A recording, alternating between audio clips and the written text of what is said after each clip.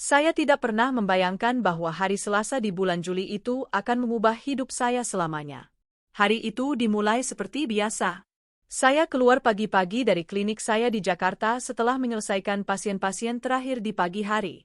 Udara sangat panas dan menyengat, langit tampak seperti kain putih yang terbentang di atas kepala kami. Saya mengemudi di jalan provinsi tua yang menghubungkan ibu kota dengan desa-desa di pedalaman. Ketika sesuatu membuat saya memperlambat laju, beberapa meter dari jembatan ada dua sosok duduk di samping tiang listrik, seorang wanita tua dengan daster bermotif bunga yang sudah pudar, dan di sampingnya seorang pria lanjut usia dengan peci. Keduanya dikelilingi tas kain lusuh dan sebuah koper kecil yang tampak sudah usang dimakan waktu. Ada sesuatu dalam pemandangan itu yang membuat hati saya terasa sesak. Tidak biasa melihat orang-orang setua mereka di bawah terik matahari tanpa perlindungan sama sekali. Saya menghentikan mobil di pinggir jalan dan turun. Debu beterbangan mengikuti langkah saya dan ketika saya mendekat, saya bisa melihat wajah mereka dengan jelas. Mata wanita itu memerah dan pipinya dipenuhi bekas air mata yang sudah mengering. Pria itu terus menatap tanah seolah mencari jawaban di aspal yang panas. "Selamat siang," kata saya dengan suara lembut, berusaha tidak mengagetkan mereka. "Apakah Bapak Ibu baik-baik saja? Apakah butuh bantuan?" Wanita itu mengangkat pandangannya perlahan dan di matanya saya melihat sesuatu yang memecah hati saya. Campuran antara rasa malu, sakit, dan kepasrahan yang tidak seharusnya ditanggung oleh manusia manapun. Ia butuh beberapa detik untuk menjawab dan ketika ia berbicara, suaranya terdengar pecah seperti kaca yang hancur berkeping-keping. "Anak-anak kami meninggalkan kami di sini, Bu Dokter. Mereka bilang akan kembali, tapi sudah 2 jam dan mereka tidak kembali." Saya merasa udara menghilang dari paru-paru saya. Bagaimana mungkin seseorang bisa meninggalkan orang tuanya sendiri dengan cara seperti itu? Pria di sampingnya akhirnya berbicara dengan suara serak, penuh dengan kesedihan yang tak terbatas. "Tidak usah repot-repot, Bu. Mereka akan datang, atau mungkin tidak. Bagaimanapun juga, kami sudah menjadi beban bagi semua orang." Kata-kata itu menusuk saya seperti jarum. Beban. Bagaimana bisa orang-orang yang telah memberikan seluruh hidupnya untuk anak-anak mereka merasa seperti itu? Saya berlutut di depan mereka dan menggenggam tangan wanita itu di antara tangan saya. "Dengarkan saya baik-baik," kata saya sambil menatap mata mereka. "Bapak Ibu bukan beban bagi siapapun dan saya tidak akan meninggalkan kalian di sini. Sekarang juga saya akan membawa kalian ke tempat yang aman." Pria itu ragu-ragu dan saya melihat di matanya jejak seseorang yang telah dikhianati begitu sering sehingga tidak bisa lagi mempercayai siapapun. Tapi wanita itu meremas tangan saya dengan kekuatan yang tidak terduga dan berbisik, "Terima kasih, Nak. Semoga Allah memberkatimu." Sebelum melanjutkan cerita yang akan membuat kalian terharu sampai meneteskan air mata ini, jangan lupa untuk menyukai video ini dan meninggalkan komentar yang menceritakan dari negara mana kalian menonton. Apakah kalian dari Indonesia, Malaysia, Brunei? Kami sangat ingin tahu dari mana kalian menonton, karena cerita-cerita ini untuk kita semua yang tahu apa arti cinta sejati dan nilai keluarga. Sekarang, mari kita lanjutkan dengan apa yang terjadi setelahnya. Karena apa yang saya temukan hari itu mengubah cara pandang saya terhadap dunia selamanya. Saya membantu mereka naik ke mobil dengan sedikit barang bawaan mereka. Wanita itu memegang erat tas kain seolah menyimpan harta paling berharga di dunia. Pria itu membawa koper kecil dengan sangat hati-hati, dan saya perhatikan di saku bajunya ada amplop tua kekuningan yang ia lindungi dengan lengannya. Selama perjalanan ke rumah sakit umum daerah, saya mencoba membuat mereka berbicara untuk mengalihkan mereka dari rasa sakit. Mereka mengatakan nama mereka adalah Bu Aminah dan Pak Hasan. Mereka sudah menikah selama 53 tahun. Ia dulunya adalah guru SD di desa sampai lututnya tidak lagi memungkinkan untuk berdiri sepanjang hari. Suaminya bekerja sebagai tukang bangunan, membangun rumah dan gedung dengan tangannya sendiri, sampai punggungnya berkata, "Cukup." Mereka membesarkan 4 anak, memberikan pendidikan, nilai-nilai, dan semua cinta yang bisa diberikan oleh 2 hati. Tapi 3 dari anak-anak itu ternyata menjadi cerminan yang menyimpang dari apa yang mereka tanamkan. Hanya yang bungsu Aisyah, yang tinggal di luar negeri, yang tetap menjaga kontak secara rutin. Ia mengirim uang kapanpun ia bisa dan menelepon setiap minggu tanpa pernah terlewat. Ketika mereka berbicara tentangnya, Mata keduanya bersinar dengan cahaya istimewa yang kontras dengan kesedihan mendalam yang mereka tanggung. Kami tiba di rumah sakit dan sementara perawat-perawat menangani Bu Aminah, yang mengalami dehidrasi dan tekanan darah yang berbahaya tinggi, saya duduk di samping Pak Hasan di ruang tunggu. Ia tetap memegang erat koper itu dan amplop yang ia simpan di dadanya.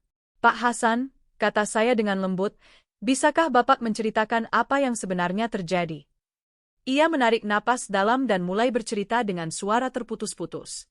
Kami tinggal dengan anak sulung kami Bambang dan istrinya sejak 2 tahun lalu. Awalnya semua tampak baik-baik saja, tapi perlahan-lahan mulai ada celaan. Bahwa kami mengganggu, bahwa kami terlalu banyak menghabiskan uang, bahwa kami sudah tidak berguna lagi. Setiap hari adalah penghinaan baru, Bu Dokter. Mereka memperlakukan kami seperti perabot tua yang hanya memakan tempat. Pagi ini Bambang bilang akan membawa kami melihat sebuah perkebunan yang indah, di mana kami bisa hidup tenang. Kami sangat senang seperti anak-anak. Kami pikir akhirnya mereka menghargai kami. Kami naik mobil dengan sedikit barang-barang kami. Adik-adiknya, Agus dan Dewi mengikuti di belakang dengan mobil lain. Kami berhenti di dekat jembatan dan Bambang bilang harus memeriksa ban. Ia minta kami turun sebentar. Ketika kami sadar, kedua mobil sudah pergi. Kami menunggu, percaya mereka akan kembali. 1 jam berlalu, lalu 2 jam. Matahari membakar kami dan Bu Aminah mulai menangis. Saya berusaha menghiburnya, tapi di dalam hati saya sekarat. Bu Dokter, bagaimana bisa anak-anak yang kita besarkan dengan begitu banyak pengorbanan melakukan hal seperti itu? Air mata mengalir di pipinya yang keriput dan saya merasakan amarah yang membakar di dalam diri saya. Ini bukan hanya pengabaian, ini adalah kekejaman murni. Saya berjanji akan membantu mereka dan bahwa anak-anak mereka tidak akan lolos begitu saja, meskipun saat itu saya masih belum tahu bagaimana saya akan menepati janji itu. Selama hari-hari berikutnya saya mengunjungi Bu Aminah dan Pak Hasan setiap sore setelah bekerja. Saya membawakan mereka masakan rumahan, majalah, dan yang paling penting, kebersamaan. Mereka menceritakan kisah-kisah ketika mereka masih muda, bagaimana mereka bertemu di acara kampung, kesulitan yang mereka hadapi untuk membesarkan anak-anak mereka, kebanggaan yang mereka rasakan ketika masing-masing menyelesaikan pendidikan. Bu Aminah mengajari saya merajut sambil bercerita bagaimana ia menjahit pakaian anak-anak dari kain perca karena tidak ada uang untuk membeli kain baru. Pak Hasan menceritakan tentang bangun dini hari untuk bekerja di proyek bangunan, tentang kelelahan yang menumpuk di tulang. Tapi yang menghilang ketika ia pulang ke rumah dan melihat wajah-wajah kecil anak-anaknya. Itu adalah cerita-cerita penuh cinta dan pengorbanan, dan setiap kata membuat saya semakin menyayangi mereka dan semakin membenci apa yang telah dilakukan anak-anak mereka sendiri.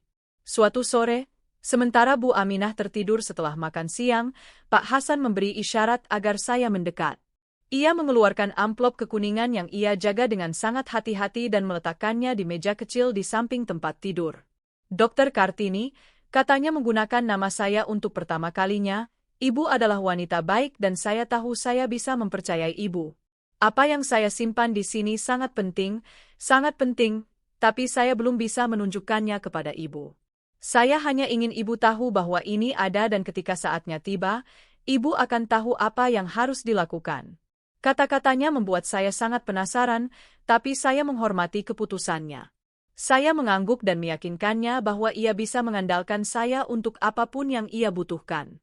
Ia tersenyum dengan campuran lega dan sedih lalu menyimpan kembali amplop itu di saku dalam bajunya. Malam itu, sementara saya mengemudi pulang ke rumah, saya tidak bisa berhenti memikirkan misteri yang dijaga dengan sangat erat oleh pria itu. Apakah itu uang tabungan, dokumen penting, warisan? Tapi ada sesuatu yang lebih dalam dari sekadar rasa ingin tahu. Saya merasa takdir saya terhubung dengan pasangan itu dengan cara yang belum sepenuhnya saya pahami. Seolah-olah hidup telah menempatkan saya di jalan mereka dengan alasan yang melampaui kebetulan. Pada hari keempat, dokter memperbolehkan Bu Aminah pulang. Kesehatannya sudah stabil, tapi ia butuh istirahat dan perawatan. Mereka tidak bisa kembali ke rumah anak-anak mereka dan uang pensiun yang mereka terima hampir tidak cukup untuk bertahan hidup. Tanpa berpikir 2 kali, saya menawarkan mereka untuk tinggal di rumah saya. Saya punya ruang lebih dari cukup sejak ibu saya meninggal 2 tahun lalu. Dan sejujurnya, Kesepian terkadang terasa sangat berat. Awalnya mereka menolak dengan mengatakan bahwa mereka sudah terlalu banyak menyalahgunakan kebaikan saya, tapi saya terus memaksa sampai mereka menerima. Itu adalah salah satu keputusan terbaik dalam hidup saya. Memiliki mereka di rumah mengisi ruang-ruang kosong yang bahkan tidak saya sadari ada. Bu Aminah mengurus tanaman di kebun yang selalu saya abaikan karena kurang waktu. Pak Hasan memperbaiki barang-barang yang rusak yang selalu saya tunda. Makanan kembali terasa seperti rumah. Sore-sore dipenuhi percakapan mendalam dan tawa yang tulus. Rasanya seperti saya telah mendapatkan kembali orang tua yang diambil kehidupan dari saya terlalu cepat. Tapi kedamaian itu tidak berlangsung lama karena pada hari ke-10 Bambang muncul. Ia datang dengan mobil mewah, jas mahal, dan ekspresi khawatir. Ia menekan bel berkali-kali sampai saya membuka pintu. "Selamat pagi, Bu. Saya Bambang, anak Bu Aminah dan Pak Hasan. Saya dengar mereka ada di sini dan saya datang untuk melihat mereka." Ada sesuatu dalam nada suaranya yang membuat saya waspada, kepalsuan yang terlihat dari jauh. Saya mempersilakannya masuk dan memanggil orang tuanya. Ketika Bu Aminah melihatnya, ia memucat dan memegang erat lengan suaminya. Pak Hasan, sebaliknya, menjadi kaku seperti patung. Pertemuan itu tidak nyaman dan tegang. Bambang mencoba menunjukkan penyesalan. "Bapak, Ibu, maafkan saya. Apa yang terjadi adalah kesalahpahaman. Kami panik dan pergi karena mengira Bapak Ibu sudah mendapat tumpangan. Kami sudah mencari kemana-mana." Bohong. Kebohongan yang terang-terangan yang tidak ada seorang pun di ruangan itu yang mempercayainya. Bu Aminah menangis dalam diam sementara Pak Hasan menatapnya dengan campuran sakit dan kekecewaan. "Nak," katanya akhirnya dengan suara tegas, "kamu meninggalkan kami di jalan dengan sengaja. Kamu meninggalkan kami di bawah terik matahari seolah kami adalah sampah dan sekarang kamu datang dengan kebohongan." Bambang menjadi gugup dan kemudian menunjukkan wajah aslinya. "Dengar ya, Bapak Ibu sudah tua, tidak bisa mengurus diri sendiri. Saya datang untuk membawa kalian pulang ke rumah, di mana kalian akan dirawat dengan lebih baik." Saya langsung turun tangan. "Pak Bambang, orang tua Anda baik-baik saja di sini dan tidak akan pergi kemanapun kecuali mereka yang memutuskan." Ia menatap saya dengan jijik. "Dan ibu siapa ikut campur urusan keluarga?" Seorang dokter yang tahu mengenali kekerasan ketika melihatnya. Saya menjawab tanpa mengalihkan pandangan. Ia pergi sambil membanting pintu. Tapi sebelum pergi ia melontarkan ancaman yang hampir tidak terselubung. "Ini tidak akan berakhir begitu saja. Saya akan kembali dengan adik-adik saya dan kita lihat siapa yang benar." Ketika ia pergi, Bu Aminah jatuh menangis. Pak Hasan gemetar menahan amarah dan saya tahu bahwa pertempuran baru saja dimulai malam itu. Sementara kami bertiga makan malam dalam diam, Pak Hasan akhirnya berbicara. "Dokter Kartini, sudah waktunya ibu mengetahui yang sebenarnya." Ia mengeluarkan amplop kekuningan itu dan meletakkannya di atas meja. Bu Aminah mengangguk dengan air mata di matanya. "Buka," katanya dengan hikmat. Dengan tangan gemetar saya membuka kertas tua itu dan apa yang saya baca membuat saya kehabisan napas. Itu adalah sertifikat tanah, dokumen legal kepemilikan sebuah kebun seluas 30 hektar yang terletak di pinggiran desa, tanah subur dengan sumber air sendiri dan sebuah rumah besar dari batu bata. Tapi yang mengejutkan saya bukan luasnya atau nilainya yang pasti sangat tinggi, melainkan nama yang tertera sebagai satu-satunya pemilik. Aisyah, anak bungsu yang tinggal di luar negeri. Bu Aminah berbicara dengan suara terputus-putus. 5 tahun lalu, ketika kesehatan Pak Hasan memburuk dan biaya pengobatan membuat kami hampir bangkrut, kami hampir kehilangan kebun yang kami beli dengan kerja keras seumur hidup. Aisyah, yang bekerja sebagai perawat di Arab Saudi, mengirim semua tabungannya, membayar utang-utang dan menyelamatkan properti itu. Tapi kami melihat keserakahan di mata anak-anak kami yang lain. Kami tahu begitu kami meninggal mereka akan berebut tanah itu tanpa peduli apapun lagi. Jadi dengan bantuan seorang notaris teman kami mengalihkan semuanya atas nama Aisyah. Ia bahkan tidak tahu karena kami ingin itu menjadi kejutan ketika ia pulang. Anak-anak yang lain mengira kebun itu masih atas nama kami dan itulah mengapa mereka memperlakukan kami dengan sedikit pertimbangan selama bertahun-tahun. Tapi sekarang setelah mereka meninggalkan kami dengan harapan kami akan mati sendirian di jalan, Pasti mereka sudah merencanakan bagaimana membagi warisan. Pak Hasan melanjutkan dengan suara tegas meski air mata mengalir. Itulah mengapa saya menyimpan dokumen ini, Bu Dokter. Ini adalah bukti bahwa keadilan ada dan bahwa cinta sejati selalu menemukan imbalannya. Aisyah pantas mendapatkan tanah itu karena ia satu-satunya yang tidak pernah meninggalkan kami, satu-satunya yang menelepon kami meski ia berada ribuan kilometer jauhnya, satu-satunya yang mengirim uang bahkan ketika ia sendiri mengalami kesulitan. Ia adalah anak kami yang sejati. Saya kehabisan kata-kata selama beberapa menit memproses pengungkapan itu. Akhirnya saya bertanya, apakah Aisyah tahu apa yang terjadi? Apakah ia tahu bahwa saudara-saudaranya meninggalkan kalian? Bu Aminah menggelengkan kepalanya. Kami tidak ingin membuatnya khawatir. Ia punya hidupnya di sana, pekerjaannya, tanggung jawabnya. Tapi saya rasa sudah waktunya untuk memberitahunya yang sebenarnya. Saya mengangguk dan membuat keputusan. Besok pagi kita akan meneleponnya dan menceritakan semuanya. Ia berhak tahu dan kalian butuh ia dekat dengan kalian. Malam itu saya hampir tidak tidur memikirkan semua yang telah saya temukan, kejahatan anak-anak yang tidak tahu berterima kasih, kebaikan tanpa batas dari orang tua yang terus melindungi bahkan mereka yang telah mengkhianati mereka, dan cinta tanpa syarat dari seorang anak yang dari kejauhan telah menjadi penopang sejati keluarga itu. Keesokan paginya kami menelepon. Sudah pukul 6 sore di jeda ketika Aisyah menjawab dengan suaranya yang lembut dan hangat. Ibu, Bapak, apakah kalian baik-baik saja? Bu Aminah mencoba berbicara, tapi suaranya pecah.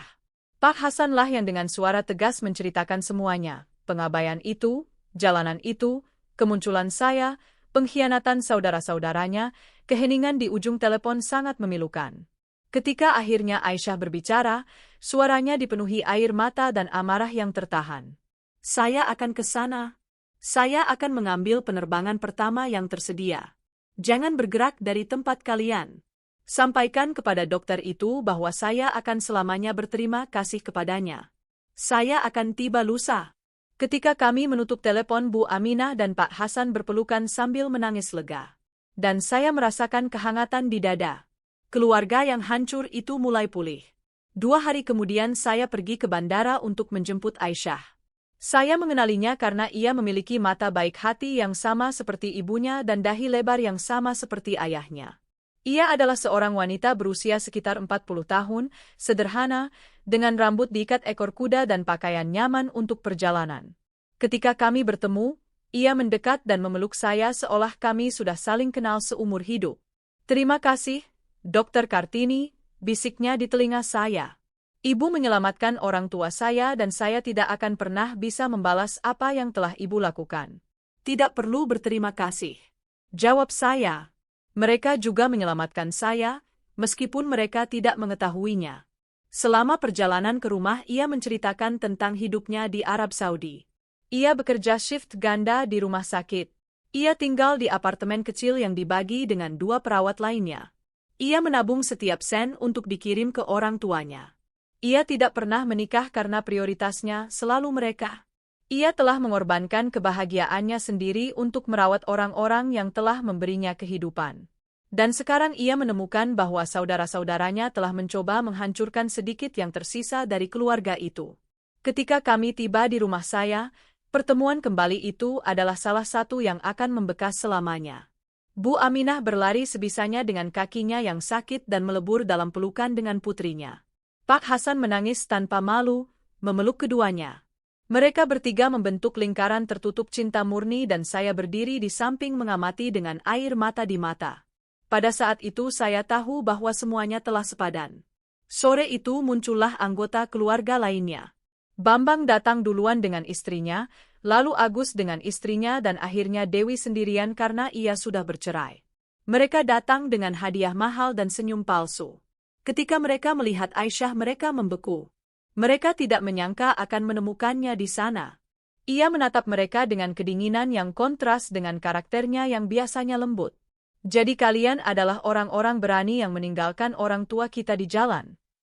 Bambang mencoba membela diri. Aisyah, ini bukan seperti yang kamu pikirkan. Ini adalah kesalahpahaman. Ia memotongnya dengan suara tajam. Kesalahpahaman adalah lupa membeli susu. Meninggalkan orang tua yang sudah tua di bawah terik matahari, tahu bahwa mereka bisa mati, adalah kekejaman murni. Agus menyela dengan nada merendahkan. Kamu selalu dimanja. Kamu tidak tahu rasanya menanggung mereka setiap hari. Dewi menambahkan dengan sinis, tentu saja, kamu hidup tenang di sana jauh, sementara kami berkorban. Aisyah menatap mereka satu persatu dan berkata dengan suara tegas, berkorban adalah menelepon setiap minggu meskipun kamu lelah. Adalah mengirim uang meskipun hampir tidak cukup untuk makan. Adalah melepaskan mimpimu agar mereka baik-baik saja. Kalian tidak berkorban, kalian memanfaatkan mereka selama menguntungkan dan ketika mereka tidak berguna lagi, kalian membuang mereka seperti sampah. Keheningan yang mengikuti sangat tebal dan berat. Akhirnya Bambang mengubah taktik. Baiklah, lupakan masa lalu. Yang penting Bapak dan Ibu baik-baik saja. Sekarang kita harus memikirkan masa depan, bagaimana menghidupi mereka, warisan. Disitulah alasan sebenarnya kunjungan mereka. Pak Hasan, yang tetap diam, berdiri dan berbicara dengan otoritas yang belum pernah saya dengar sebelumnya. Warisan. Warisan apa yang kalian bicarakan? Kalian tidak akan mewarisi apapun dari saya. Bambang berteriak, Bapak, jangan bicara begitu. Kami anak-anak Bapak, kami punya hak. Pak Hasan mengeluarkan amplop kekuningan dari sakunya dan meletakkannya di atas meja. Kebun yang sudah kalian bagi-bagi dalam pikiran kalian sudah ada pemiliknya. 5 tahun lalu saya mengalihkannya atas nama Aisyah. Dia satu-satunya yang pantas mendapatkan tanah itu karena dia satu-satunya yang tidak pernah meninggalkan kami. Efek dari kata-kata itu sangat menghancurkan. Bambang memerah karena marah. Itu tidak bisa legal. Bapak sedang sakit, Bapak dimanipulasi. Agus berteriak menuntut bagiannya. Dewi menangis karena marah, tapi Aisyah tetap tenang dan bertanya, kebun apa? Apa yang kalian bicarakan? Bu Aminah menjelaskan dengan lembut seluruh cerita, tanah itu, utang, uang yang ia kirim, keputusan untuk melindungi warisannya. Aisyah terdiam karena terkejut. Saya tidak tahu apa-apa tentang ini, katanya akhirnya. Saya hanya ingin membantu mereka. Saya tidak mencari imbalan apapun. Itulah mengapa kamu yang pantas mendapatkannya, kata Pak Hasan dengan bangga. Karena kamu memberi tanpa mengharapkan menerima, itulah kekayaan sejati, anakku. Ketiga saudara lainnya terus berteriak, mengancam dengan tuntutan dan perkara hukum sampai saya mengusir mereka dari rumah saya. Jangan pernah menginjakan kaki di sini lagi, kata saya, dan kalau kalian berani mengganggu orang tua kalian, saya pribadi akan memastikan seluruh kampung tahu orang seperti apa kalian sebenarnya. Mereka pergi sambil mengumpat, tapi saya tahu mereka akan kembali. Keserakahan tidak pernah menyerah dengan mudah. Hari-hari berikutnya adalah campuran aneh antara kedamaian dan ketegangan. Aisyah tinggal di rumah saya membantu merawat orang tuanya. Antara dia dan saya muncul persahabatan yang dalam dan tulus. Rasanya seperti kami sudah saling kenal seumur hidup. Kami berbagi tugas, percakapan, tawa dan juga ketakutan. Suatu malam, sementara kami minum teh hangat di dapur, setelah Bu Aminah dan Pak Hasan tertidur, Aisyah mengaku kepada saya, Dokter Kartini, terkadang saya merasa bersalah karena pergi begitu jauh. Kalau saya ada di sini, mungkin semua ini tidak akan terjadi.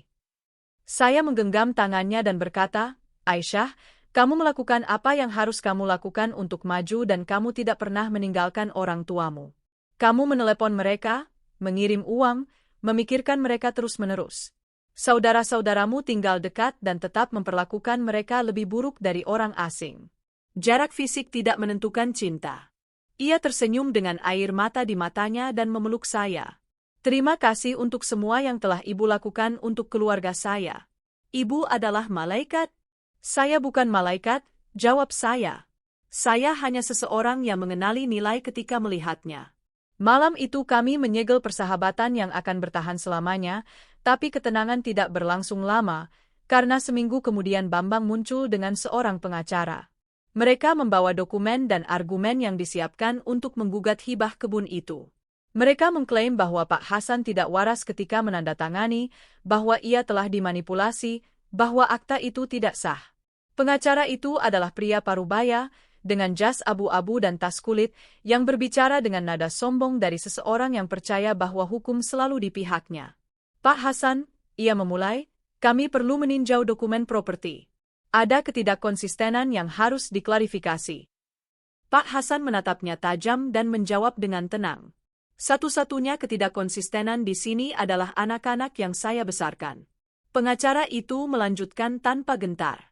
Saya memahami kekesalan Bapak, tapi hukum jelas. Jika Bapak tidak dalam kondisi mental yang memadai, saya langsung menyela. Saya dokter dan saya bisa menyatakan bahwa Pak Hasan sepenuhnya waras. Selain itu, notaris yang membuat akta juga mencatatnya. Atau kalian akan mempertanyakan seorang profesional dengan pengalaman 40 tahun? Pengacara itu ragu-ragu. Bambang menyela. Ini perampokan. Tanah itu milik seluruh keluarga. Aisyah, yang tetap diam, akhirnya berbicara. Bambang, kalau kamu begitu peduli pada keluarga, kamu tidak akan meninggalkan Bapak dan Ibu di jalan. Apa yang terjadi di sini adalah keadilan. Bapak melindungi apa yang menjadi miliknya dan menyerahkannya kepada orang yang terbukti pantas mendapatkannya. Agus, yang juga datang, berteriak, kamu selalu yang diistimewakan, gadis sempurna yang tidak pernah berbuat salah. Aisyah berdiri dan menghadapinya. Bukan diistimewakan. Bertanggung jawab, ya. Sementara kalian khawatir tentang warisan, saya khawatir tentang menjaga mereka tetap hidup. Perdebatan semakin panas sampai Bu Aminah memukul meja dengan keras, kekuatan yang tidak terduga untuk kerapuhannya. Cukup, teriaknya dengan air mata mengalir di pipinya. Cukup sudah. Selama bertahun-tahun saya menanggung penghinaan kalian, hinaan kalian, ketidakhormatan kalian karena kalian adalah anak-anak saya dan seorang ibu selalu memaafkan, tapi ini sudah keterlaluan. Kalian meninggalkan kami untuk mati di jalan. Kalian mengerti apa artinya itu? Kalian menghukum mati kami karena keserakahan dan sekarang kalian datang menuntut hak. Kalian tidak punya malu. Dewi mencoba mendekati ibunya. Ibu, maafkan kami. Kami melakukan kesalahan. Bu Aminah menghentikannya dengan tangan. Kesalahan adalah melupakan tanggal. Apa yang kalian lakukan adalah mencoba membunuh kami. Dan jangan datang dengan air mata palsu karena saya sudah tidak percaya lagi. Kata-kata itu jatuh seperti vonis terakhir.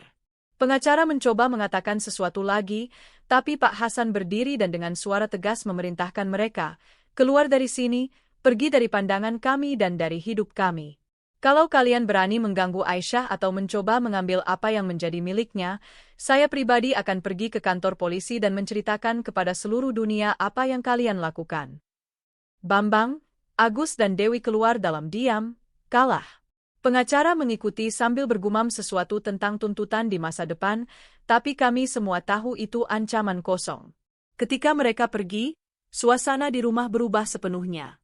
Seolah-olah awan gelap telah pergi dan akhirnya cahaya masuk. Malam itu kami berlima makan malam bersama. Bu Aminah, Pak Hasan, Aisyah, anak kecilnya yang berusia 6 tahun yang telah tiba sehari sebelumnya dari Jeddah dan saya. Itu adalah makan malam sederhana berupa soto ayam, nasi, dan ayam goreng, tapi penuh dengan cinta dan rasa syukur. Anak laki-laki yang bernama Rizky itu bertanya dengan polos, "Nenek, kenapa nenek menangis kalau kita semua bersama dan bahagia?" Bu Aminah memeluknya dan berkata, "Nenek menangis bahagia, sayangku. Nenek menangis karena terkadang ketika semuanya tampak hilang, Allah mengirimkan pertolongan untuk menyelamatkan kita." Ia menatap saya ketika mengatakannya dan saya menggelengkan kepala, malaikatnya adalah putrimu, Bu Aminah. Saya hanya melakukan apa yang akan dilakukan siapapun yang punya hati. Malam itu, setelah menidurkan Rizky, Aisyah dan saya keluar ke taman.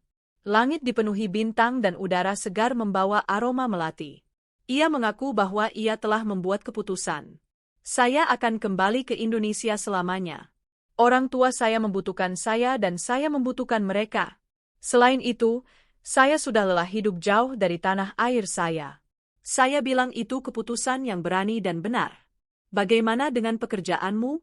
Tanya saya. Saya akan mendapatkan sesuatu di sini? Jawabnya. Saya perawat yang baik dan selalu ada rumah sakit yang membutuhkan tenaga. Selain itu, saya punya kebun yang bahkan tidak saya tahu keberadaannya. Mungkin saya bisa melakukan sesuatu dengan tanah itu, menanam, berkebun, memberikan masa depan yang lebih baik untuk anak saya. Saya menawarkan untuk membantunya dengan urusan dan kontak yang mungkin ia butuhkan, dan ia menerima dengan penuh terima kasih. Kami menyegel komitmen kami dengan pelukan. Dan saya tahu pada saat itu bahwa keluarga itu telah menemukan jalan kembali menuju kebahagiaan. Minggu-minggu berlalu dan kehidupan menemukan ritme yang damai. Aisyah mendapat pekerjaan di rumah sakit tempat saya bekerja. Kami mulai bekerja sama di shift yang sama dan menemukan bahwa kami membentuk tim yang luar biasa. Sementara itu, Bu Aminah dan Pak Hasan memulihkan kekuatan mereka dari hari ke hari. Cinta putri mereka dan kedamaian yang mereka temukan di rumah saya membuat keajaiban untuk kesehatan mereka.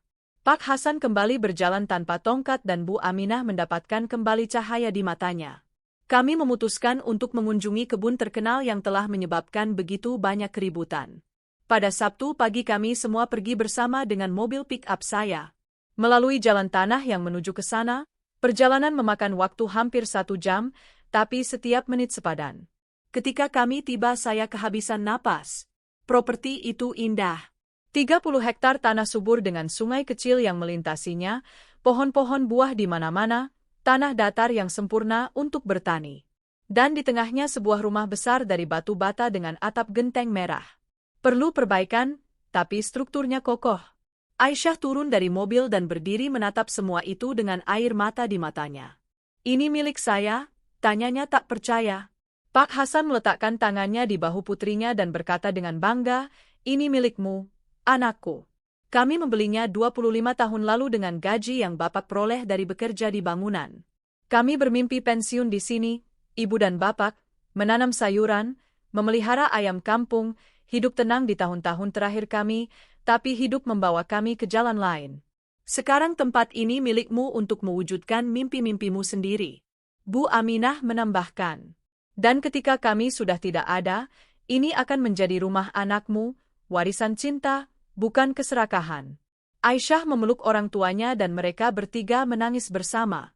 Saya menjauh sedikit untuk memberi mereka privasi dan memanfaatkannya untuk menjelajahi properti dengan rizki kecil. Anak itu berlari di antara pohon-pohon dengan gembira. Lihat, Tante Kartini, ada mangga dan jambu dan itu jeruk. Di sini aku bisa punya anjing dan bermain sepanjang hari. Kegembiraannya menular dan untuk pertama kalinya dalam waktu yang lama saya merasa hidup memiliki makna. Bahwa semua rasa sakit dan ketidakadilan yang kami hadapi telah sepadan untuk mencapai momen kebahagiaan sempurna ini. Kami kembali ke yang lain dan menemukan Pak Hasan membuka pintu rumah dengan kunci tua dan berkarat. Kami semua masuk dengan hati-hati karena tidak tahu dalam kondisi apa interior setelah begitu lama ditinggalkan. Tapi mengejutkan kami, rumah itu dalam kondisi lebih baik dari yang diharapkan. Perabotan ditutupi kain putih yang mulai dibuka Bu Aminah dengan bantuan Aisyah. Muncul kursi kayu jati, meja makan besar, kursi-kursi antik tapi kokoh, lemari pajangan dengan piring keramik yang dilukis tangan. Semuanya memiliki pesona benda-benda yang dibuat untuk bertahan, untuk diwariskan, untuk bercerita. Kami menjelajahi kamar-kamar. Ada 4 kamar tidur luas dengan jendela besar yang membiarkan cahaya matahari masuk. Dapur memiliki tungku kayu tua tapi masih berfungsi. Lantainya dari ubin merah buatan tangan, masing-masing sedikit berbeda dari yang lain. Tempat itu menghirup sejarah dan cinta. Jelas bahwa tempat itu dibangun dengan dedikasi dan kasih sayang. Aisyah berdiri di tengah ruang utama, berputar perlahan untuk menyerap setiap detail. Saya akan merestorasi rumah ini, katanya dengan tekad. Saya akan membawa orang tua saya ke sini agar mereka menjalani tahun-tahun terakhir di tempat yang selalu mereka impikan. Dan Rizky akan tumbuh berlari di ladang-ladang ini, belajar mencintai tanah, mengenal dari mana dia berasal. Pak Hasan dan Bu Aminah saling menatap dengan mata berbinar. Nak, kamu tidak harus melakukan itu, kata Bu Aminah. Kami baik-baik saja di mana kami berada. Aisyah menggelengkan kepalanya, saya harus melakukannya, Bu. Bapak Ibu pantas hidup dalam damai, dikelilingi keindahan dan ketenangan setelah semua yang kalian derita. Lagi pula, ini selalu mimpi kalian dan saya akan mewujudkannya. Pada saat itu saya merasakan gelombang emosi yang menembus dada saya. Wanita yang telah berkorban begitu banyak, sekarang bersedia berkorban lebih lagi untuk kebahagiaan orang tuanya. Saya mendekatinya dan berkata, Aisyah, saya akan membantumu. Saya kenal tukang bangunan yang jujur, tukang kayu yang terampil, tukang listrik yang terpercaya. Bersama-sama kita akan merestorasi rumah ini dan mengubahnya menjadi rumah yang orang tuamu layak dapatkan. Ia memeluk saya erat dan berbisik, terima kasih, kakak, karena itulah kamu bagi saya sekarang, seorang kakak. Kata-kata itu menyegel ikatan yang waktu tidak akan pernah putuskan. Bulan-bulan berikutnya adalah kerja keras tapi memuaskan. Setiap akhir pekan kami pergi ke kebun dan bekerja memperbaiki. Saya menyewa pekerja terbaik yang saya kenal dan mengawasi setiap detail secara pribadi. Aisyah menggunakan sebagian tabungannya dan saya juga berkontribusi tanpa sepengetahuannya, memberitahu pekerja untuk menagih lebih sedikit dari yang disepakati dan saya membayar selisihnya. Rumah itu perlahan-lahan hidup kembali. Kami mengecat dinding dengan warna-warna hangat. Kami memperbaiki atap. Kami memasang sistem air bersih. Kami memperbaiki instalasi listrik. Kami merestorasi lantai ubin. Kami mengamplas dan mempernis perabotan antik. Kami menanam bunga di taman dan pohon-pohon baru yang akan memberikan keteduhan dan buah. Bu Aminah dan Pak Hasan ikut dengan kami dan meskipun mereka tidak bisa melakukan pekerjaan berat, mereka mengurus tugas-tugas yang lebih halus. Ia menjahit gorden baru dengan kain warna-warni. Ia memperbaiki pagar kayu dengan keterampilan yang masih dimiliki tangannya. Rizky juga membantu dengan caranya sendiri, mengumpulkan batu, membersihkan alat, membawakan air segar kepada pekerja. Hari-hari Sabtu itu menjadi hari-hari paling bahagia dalam hidup kami. Kami bekerja di bawah matahari, tertawa, berbagi makanan sederhana duduk di rumput dan di penghujung hari kami memandang matahari terbenam dari teras sambil merencanakan apa yang akan kami lakukan minggu berikutnya. Saya tidak pernah merasa menjadi bagian dari keluarga yang sesungguhnya sampai saat itu. Orang tua saya sendiri meninggal ketika saya masih muda dan saya tidak punya saudara. Saya telah membangun hidup saya di sekitar karir, tapi selalu ada kekosongan yang tidak terisi oleh apapun. Sekarang kekosongan itu telah menjadi kepenuhan.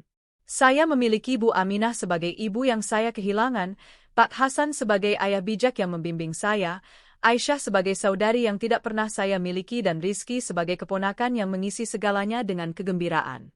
Kami adalah keluarga yang dipilih bukan karena darah, tapi karena cinta, dan itu membuatnya semakin kuat. Tapi tidak semuanya kebahagiaan, karena Bambang, Agus dan Dewi tidak menyerah. Mereka menyewa pengacara lain dan mengajukan gugatan resmi, mengklaim bahwa hibah kebun itu adalah penipuan. Sidang dijadwalkan 3 bulan kemudian dan kami semua tahu itu akan menjadi pertempuran yang sulit. Namun, kami memiliki sesuatu yang tidak mereka miliki. Kami memiliki kebenaran di pihak kami. Suatu sore, sementara kami bekerja di kebun, datang surat tercatat. Itu adalah panggilan resmi untuk sidang. Aisyah membacanya dengan kening berkerut dan kemudian meletakkannya di atas meja. Biarkan mereka datang, katanya dengan tenang, biarkan mereka membawa semua pengacara yang mereka mau. Kebenaran selalu terungkap dan mereka tahu apa yang mereka lakukan. Pak Hasan menambahkan, saya punya semua dokumen dalam keadaan teratur. Notaris bersedia bersaksi. Dokter saya akan menyatakan bahwa saya dalam keadaan waras sepenuhnya. Dan jika perlu, saya sendiri akan menceritakan kepada hakim bagaimana mereka meninggalkan kami di jalan. Bu Aminah, yang biasanya paling lembut dari semuanya, menunjukkan ketegaran yang tidak terduga. Jika saya harus berdiri di depan hakim dan mengatakan bahwa anak-anak saya sendiri mencoba membunuh kami, saya akan melakukannya tanpa ragu. Cinta seorang ibu ada batasnya dan mereka melewati batas itu sudah lama. Tekad itu memenuhi saya dengan kebanggaan. Mereka adalah orang-orang yang telah diinjak-injak, dihinakan dan dikhianati, tapi mereka tidak hancur. Mereka telah bangkit lebih kuat dari sebelumnya dan siap berjuang untuk apa yang benar. Hari sidang tiba. Itu adalah hari Senin yang mendung, langit seolah siap menangis. Kami datang pagi-pagi ke pengadilan negeri, semua mengenakan pakaian terbaik kami, tapi tanpa berlebihan. Bambang, Agus dan Dewi datang dengan pengacara mereka, semua dengan jas mahal dan sikap sombong. Kontrasnya jelas. Mereka tampak seperti pengusaha sukses. Kami tampak seperti orang biasa, tapi penampilan menipu. Dan hari itu terbukti bahwa kebenaran tidak perlu berpakaian mewah untuk bersinar. Sidang dimulai dengan pengacara pihak penggugat menyampaikan argumen mereka. Mereka mengklaim bahwa Pak Hasan telah dimanipulasi oleh Aisyah, yang menurut mereka memanfaatkan ketidakhadirannya untuk memenangkan hati orang tuanya. Mereka mengatakan bahwa hibah dibuat ketika pria tua itu sakit dan rentan, bahwa ia tidak mendapat nasihat hukum yang memadai, bahwa itu adalah tindakan balas dendam terhadap anak-anak yang lebih tua. Setiap tuduhan lebih absurd dari sebelumnya, tapi pengacara menyampaikannya dengan begitu meyakinkan sehingga sesaat saya khawatir. Namun, ketika giliran kami tiba, segalanya berubah. Pertama yang bersaksi adalah notaris Pak Surya, seorang pria berusia 70 tahun dengan reputasi tak tercela di kampung. Ia menjelaskan dengan detail bagaimana akta itu dibuat. Ia mengkonfirmasi bahwa Pak Hasan sepenuhnya waras, bahwa ia telah menyatakan keinginannya dengan jelas dan bebas, bahwa ia telah menjelaskan alasannya untuk menyerahkan kebun kepada Aisyah. Bahkan ia menyebutkan bahwa menurutnya itu adalah keputusan yang adil dan beralasan. Setelah itu bersaksi Dr. Santoso, yang telah merawat Pak Hasan selama sakitnya. Ia menyajikan rekam medis yang membuktikan bahwa pria tua itu tidak pernah kehilangan kemampuan mentalnya, bahwa ia adalah orang yang koheren, sadar dan mampu mengambil keputusan. Lalu giliran saya. Saya berdiri dan dengan suara tegas menceritakan seluruh kisah dari awal. Bagaimana saya menemukan Bu Aminah dan Pak Hasan ditinggalkan di jalan. Bagaimana saya membawa mereka ke rumah sakit. Bagaimana saya menjadi pendukung mereka ketika anak-anak mereka sendiri membuang mereka. Saya menggambarkan kondisi saat saya menemukan mereka, dehidrasi Bu Aminah, shock emosional keduanya, rasa malu dan sakit di wajah mereka. Saya juga menceritakan bagaimana Bambang, Agus dan Dewi muncul berminggu-minggu kemudian berpura-pura khawatir, padahal sebenarnya hanya mencari warisan. Hakim mendengarkan dengan seksama sambil mencatat. Ketika saya selesai bersaksi, pengacara pihak penggugat mencoba mendiskreditkan saya. Bu dokter, katanya dengan nada merendahkan, bukankah benar bahwa ibu telah mendapat keuntungan ekonomi dari situasi ini, bahwa ibu telah menjalin hubungan dekat dengan keluarga ini mengharapkan imbalan? Saya menatap langsung ke matanya dan menjawab, Pak pengacara, saya adalah dokter dengan klinik yang mapan dan penghasilan stabil. Saya tidak perlu mengambil keuntungan dari siapapun. Apa yang saya lakukan karena saya melihat dua manusia dalam bahaya dan karena saya punya hati nurani. Sesuatu yang tampaknya sudah lama hilang dari klien-klien Anda. Jika saya menjalin hubungan dekat dengan keluarga ini, itu karena saya menemukan dalam diri mereka nilai-nilai yang langka di dunia ini. Cinta sejati, rasa hormat, rasa syukur, hal-hal yang tidak bisa dibeli dengan uang dan yang klien-klien Anda tidak akan pernah mengerti. Keheningan di ruangan itu mutlak. Pengacara itu tidak tahu harus menjawab apa dan kembali ke kursinya dengan kalah. Kemudian tiba saat yang kami semua tunggu. Bu Aminah dan Pak Hasan bersaksi bersama. Pak Hasan berbicara duluan dengan suara jelas dan tegas meski usianya sudah lanjut. Pak Hakim, ia memulai. Saya bekerja selama 50 tahun di bidang konstruksi. Saya membangun rumah, gedung, jembatan. Tangan saya membangun separuh kampung ini. Dengan uang itu saya menghidupi keluarga saya. Saya memberikan pendidikan kepada 4 anak saya dan membeli kebun yang sekarang menjadi sengketa. Saya selalu bermimpi anak-anak saya akan mewarisi dan merawatnya, tapi 3 dari mereka menunjukkan bahwa mereka hanya tertarik pada nilai uangnya, bukan nilai sentimentalnya. Anak perempuan saya Aisyah, sebaliknya, tidak pernah meminta apa-apa. Ia pergi ke luar negeri, bukan karena ingin menjauh, tapi karena di sini tidak ada kesempatan. Ia bekerja keras, mengirim uang setiap bulan, menelepon setiap minggu. Ketika saya sakit dan utang mencekik kami, ia mengirim tabungannya tanpa ragu. Ia menyelamatkan kebun yang sekarang ingin dirampas saudara-saudaranya. Itulah mengapa saya memutuskan untuk mengalihkannya atas namanya, karena ia pantas mendapatkannya, karena ia menunjukkan cinta yang sejati. Dan jika anak-anak saya yang lain tidak setuju, itu masalah mereka. Mereka punya 50 tahun untuk membuktikan bahwa mereka mencintai saya dan satu-satunya yang mereka buktikan adalah keserakahan. Ia berhenti sejenak, menarik napas dalam dan melanjutkan. Selain itu, Pak Hakim, ketiga anak itu meninggalkan saya dan istri saya di jalan dengan harapan kami akan mati. Bagaimana bisa orang seperti itu menuntut warisan? Hak apa yang mereka miliki untuk menuntut apapun? Dampak kata-kata itu sangat menghancurkan. Bambang, Agus dan Dewi menundukkan kepala tidak mampu menatap mata ayah mereka. Bu Aminah mengambil giliran bicara. Saya hanya ingin menambahkan, katanya dengan suara gemetar tapi tegas, bahwa seorang ibu memaafkan banyak hal, tapi ada batasnya. Setiap penghinaan menyakitkan saya, setiap hinaan, setiap kata kejam. Tapi yang paling menyakitkan adalah melihat bagaimana mereka membuang semua cinta yang kami berikan. Aisyah bukan anak yang sempurna, ia hanya anak yang benar-benar mencintai kami. Dan itu, Pak Hakim, tidak ternilai harganya. Ketika mereka selesai berbicara, tidak ada satu mata pun yang kering di ruangan itu, bahkan Hakim tampak tersentuh. Akhirnya, Aisyah bersaksi. Ia singkat dan langsung.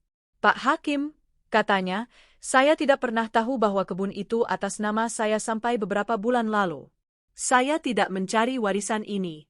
Saya membantu orang tua saya karena saya mencintai mereka, bukan karena mengharapkan sesuatu sebagai imbalan.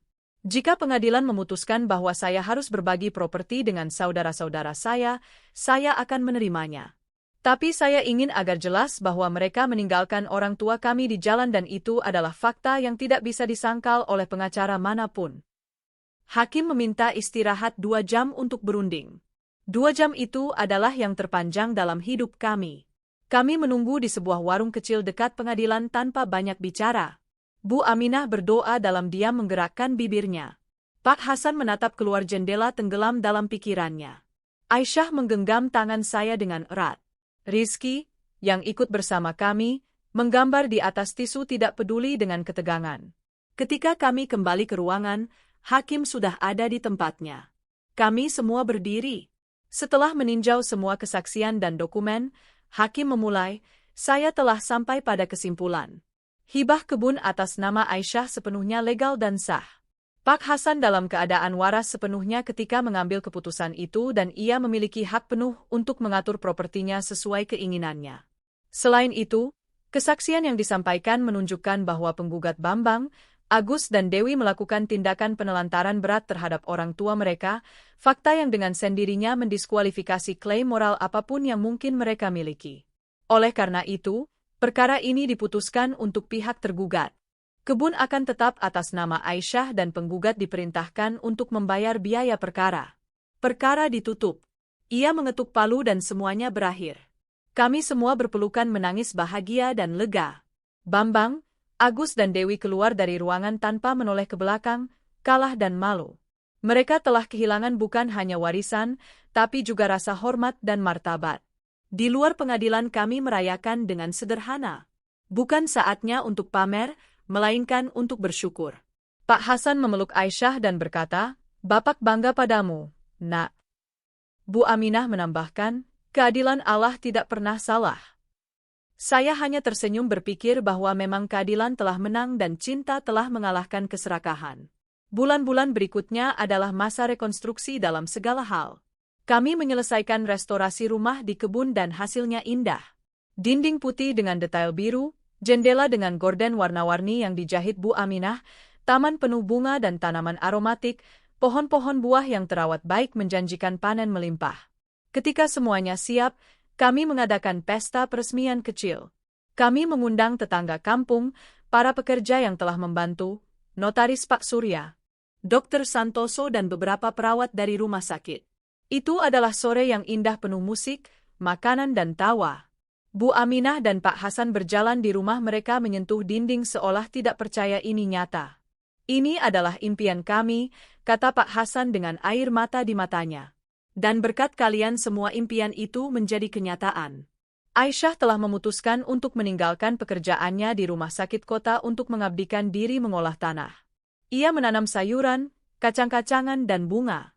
Ia mulai memelihara ayam kampung dan menanam lebih banyak pohon buah. Perlahan-lahan kebun itu menjadi tempat yang produktif dan indah. Rizky tumbuh bahagia berlari di ladang, belajar merawat tanaman, mengumpulkan telur. Ia adalah anak yang berbeda dari yang tiba dari Jeddah, lebih terhubung dengan alam, lebih tenang, lebih bahagia. Saya terus mengunjungi mereka setiap akhir pekan dan sering menginap. Rumah saya di kota mulai terasa kosong dan dingin dibandingkan dengan kehangatan keluarga itu. Suatu sore, sementara kami minum teh hangat di teras rumah, Bu Aminah berkata kepada saya, "Dokter Kartini, ibu juga bagian dari keluarga ini. Rumah ini milik ibu sama seperti milik kami." Pak Hasan menambahkan, "Tanpa ibu tidak ada yang mungkin terjadi. Ibu menyelamatkan nyawa kami, mengembalikan martabat kami, memberi kami keluarga." Aisyah menggenggam tangan saya dan berkata, "Kakak, kenapa tidak pindah bersama kami? Di sini ada ruang lebih dari cukup. Kakak bisa punya kamar sendiri, ruang sendiri dan kita semua akan bersama." Tawaran itu mengejutkan saya, tapi ketika saya memikirkannya dengan baik, saya menyadari bahwa itulah yang dibutuhkan hati saya.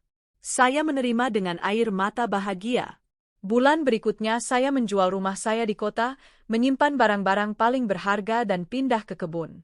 Itu adalah keputusan terbaik dalam hidup saya. Di sana saya menemukan apa yang selama ini saya cari tanpa menyadarinya. Sebuah keluarga sejati, sebuah tujuan, sebuah rumah. Saya terus bekerja di rumah sakit, tapi sekarang setiap sore saya pulang ke tempat yang penuh kehidupan dan cinta. Kami makan malam bersama di meja makan besar. Kami menceritakan kisah-kisah hari itu, tertawa dengan tingkah Rizky. Kami merencanakan masa depan. Di akhir pekan kami bekerja bersama di ladang atau sekadar beristirahat di bawah pohon membaca, mengobrol, menikmati keheningan. Bu Aminah mengajari saya menjahit dan memasak hidangan tradisional yang tidak saya ketahui. Pak Hasan mengajari saya merawat tanaman dan memperbaiki barang dengan tangan. Aisyah menjadi sahabat dan teman curhat terbaik saya. Kami berbagi rahasia, mimpi dan ketakutan. Rizky memanggil saya Tante Kartini dan itu memenuhi hati saya dengan kelembutan yang tak terbatas. Itu adalah tahun-tahun paling bahagia dalam hidup saya. Suatu malam di bulan Desember, 2 tahun setelah semuanya dimulai, kami semua duduk di teras depan rumah. Hari itu terasa sejuk dan angin malam berhembus menyegarkan. Rizky tertidur meringkuk di kursi ditutupi selimut rajutan neneknya. Pak Hasan duduk tenang menatap langit berbintang. Bu Aminah menyulam taplak meja baru. Aisyah membaca buku dan saya hanya mengamati pemandangan sempurna itu. Tiba-tiba Pak Hasan berbicara memecah keheningan. "Kalian tahu? Bapak sudah banyak berpikir akhir-akhir ini tentang semua yang terjadi." Bu Aminah berhenti menyulam dan menatapnya dengan penasaran. "Apa yang sudah Bapak pikirkan, Pak?" Ia tersenyum. "Bapak berpikir bahwa mungkin kita harus melewati semua penderitaan itu untuk sampai pada momen kebahagiaan ini. Jika anak-anak kita tidak meninggalkan kita, kita tidak akan pernah mengenal Kartini. Aisyah tidak akan kembali. Kita tidak akan tinggal di kebun yang indah ini, dikelilingi kedamaian. Terkadang Allah mengizinkan kita hancur agar bisa membangun kembali dengan lebih kuat." Bu Aminah mengangguk dengan air mata di matanya. "Kamu benar, Pak. Rasa sakit membawa kita pada berkah." Aisyah menambahkan, "Bapak, Ibu, saya berterima kasih karena telah memberi saya kesempatan untuk menunjukkan cinta saya, karena telah mempercayai saya, karena telah mengajari saya bahwa keluarga sejati dibangun dengan perbuatan, bukan dengan kata-kata." Saya menyela dengan suara terharu. "Dan saya berterima kasih karena telah mengadopsi saya sebagai bagian dari keluarga kalian, karena telah mengajari saya bahwa tidak pernah terlambat untuk menemukan rumah." Malam itu kami menyegel perjanjian diam. Kami akan menjadi keluarga selamanya, apapun yang terjadi. Kami akan saling menjaga dalam sehat dan sakit, dalam suka dan duka. Sampai akhir hayat kami. Tahun-tahun berlalu dan kehidupan melanjutkan jalannya yang alami. Bu Aminah dan Pak Hasan menua dengan bermartabat, dikelilingi cinta putri mereka, cucu mereka dan saya. Mereka tidak pernah lagi bertemu Bambang, Agus atau Dewi, yang melanjutkan hidup mereka di kota, malu akan masa lalu. Kadang saya bertanya-tanya apakah mereka merasa menyesal atas apa yang mereka lakukan, tapi kemudian saya berhenti peduli. Hukuman mereka adalah hidup dengan rasa bersalah dan kepastian bahwa mereka telah kehilangan sesuatu yang tak ternilai karena keserakahan. Aisyah mengubah kebun menjadi usaha yang makmur. Ia menjual sayuran organik di pasar kampung. Selai buatan rumahnya terkenal di seluruh wilayah. Bahkan ia mulai mengadakan pelatihan pertanian berkelanjutan untuk anak-anak muda kampung. Rizky tumbuh sehat dan kuat. Ia belajar di jurusan pertanian di universitas, tapi selalu pulang setiap akhir pekan. Saya pensiun dari rumah sakit pada usia 65 tahun dan mengabdikan waktu penuh untuk merawat Bu Aminah dan Pak Hasan yang kesehatannya mulai menurun. Itu adalah tahun-tahun manis penuh momen-momen kecil yang berharga, sarapan di teras melihat matahari terbit, sore hari mengobrol di bawah pohon mangga, malam-malam bercerita untuk Rizky, makan malam tenang di mana hanya kebersamaan sudah cukup. Pak Hasan meninggal duluan pada usia 89 tahun. Itu adalah pagi di musim kemarau yang cerah. Matahari masuk melalui jendela kamarnya dan burung-burung bernyanyi di luar. Kami semua bersamanya. Bu Aminah memegang satu tangannya, Aisyah yang lain. Saya berada di kaki tempat tidur dan Rizky di samping neneknya. Pak Hasan menatap kami satu persatu dengan mata bijak yang telah melihat begitu banyak. Terima kasih, katanya dengan suara lemah tapi jelas. Terima kasih telah membuat tahun-tahun terakhir Bapak menjadi yang paling bahagia. Bu Aminah mengelus dahinya sambil menangis dalam diam. Kita akan bertemu segera, cintaku, bisiknya. Pak Hasan tersenyum, menutup matanya dan pergi dengan damai. Pemakamannya sederhana tapi mengharukan. Separuh kampung hadir karena selama bertahun-tahun ia telah mendapatkan rasa hormat dan kasih sayang semua orang. Kami menguburkannya di pemakaman umum kampung di bawah pohon yang ia sendiri tanam bertahun-tahun lalu. Bu Aminah bertahan 6 bulan lagi. Kesedihan kehilangan teman hidupnya perlahan menggerogotinya meskipun upaya kami untuk menjaga semangatnya.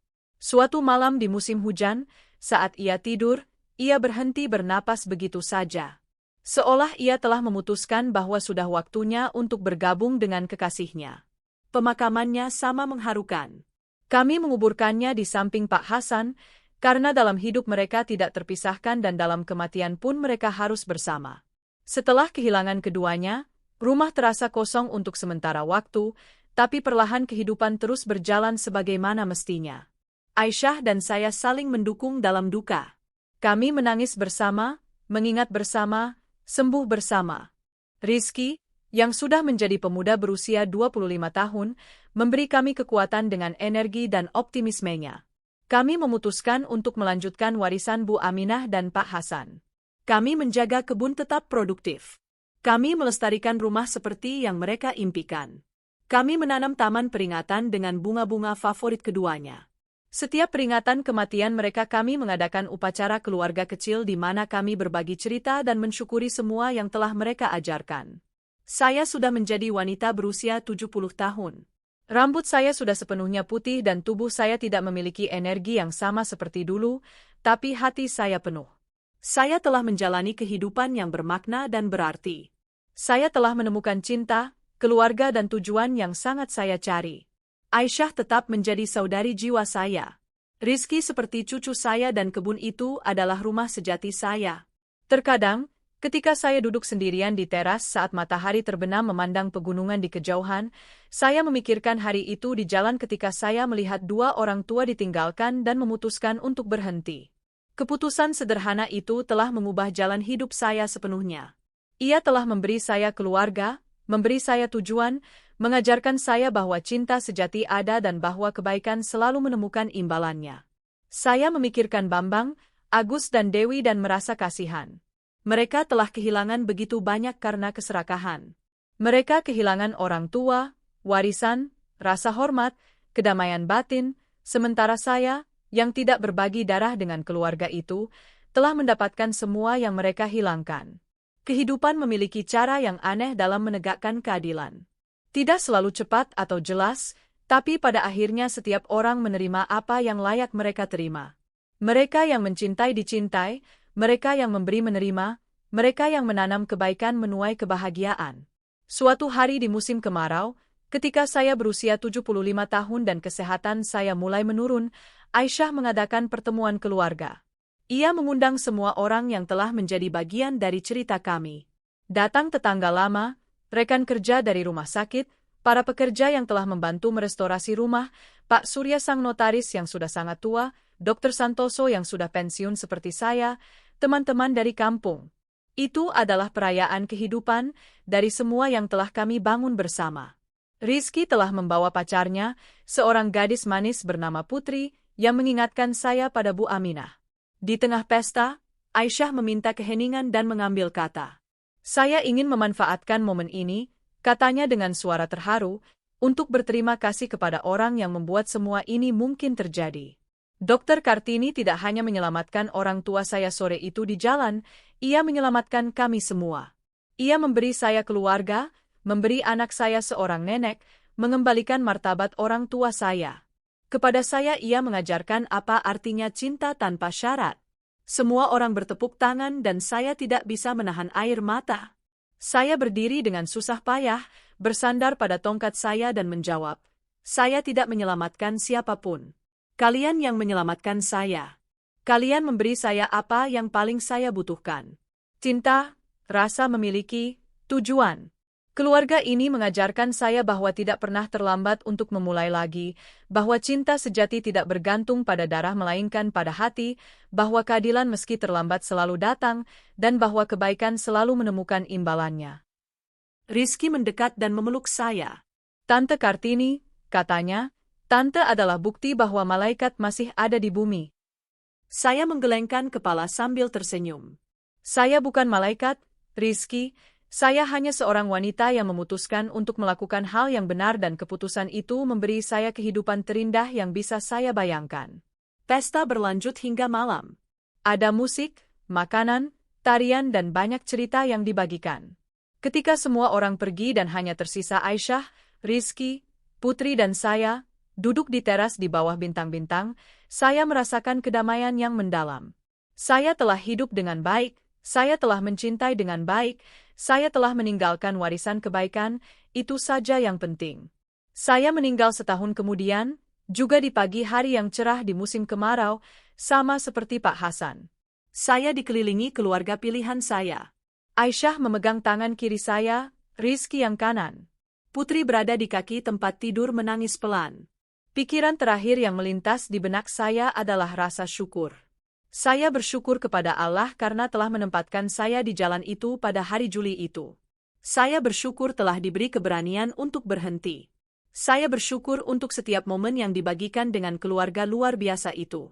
Penglihatan terakhir saya sebelum menutup mata adalah gambaran Bu Aminah dan Pak Hasan. Muda kembali, tersenyum, menunggu saya. Dan saya tahu saya akan pulang. Saya dimakamkan di pemakaman di samping mereka, karena begitulah yang saya minta dalam wasiat saya. Saya ingin beristirahat di samping orang-orang yang telah menjadi keluarga sejati saya. Di batu nisan saya, Aisyah memesan ukiran kalimat sederhana tapi bermakna. "Di sini beristirahat Kartini, wanita yang berhenti." Kata-kata itu mengatakan segalanya. Hidup saya bermakna karena di saat krusial saya memutuskan untuk berhenti alih-alih terus berlalu. Saya memutuskan untuk membantu alih-alih mengabaikan. Saya memutuskan untuk mencintai alih-alih menutup hati. Bertahun-tahun kemudian, ketika Aisyah sudah menjadi wanita tua dan Rizky memiliki cucu sendiri, cerita itu terus diceritakan. Anak-anak duduk mengelilingi nenek buyut mereka dan memintanya menceritakan lagi kisah bagaimana keluarga itu terbentuk. Aisyah dengan suara gemetar karena usia, tapi teguh dalam emosi, menceritakan semuanya dari awal. Ia berbicara tentang pengabaian, rasa sakit di jalan, dokter yang muncul seperti keajaiban, perjuangan untuk keadilan, tahun-tahun bahagia di kebun. Anak-anak mendengarkan dengan mata terbuka lebar dan di akhir selalu bertanya hal yang sama. "Nenek buyut, apa yang terjadi dengan Om dan Tante yang jahat?" Aisyah tersenyum dengan sedih.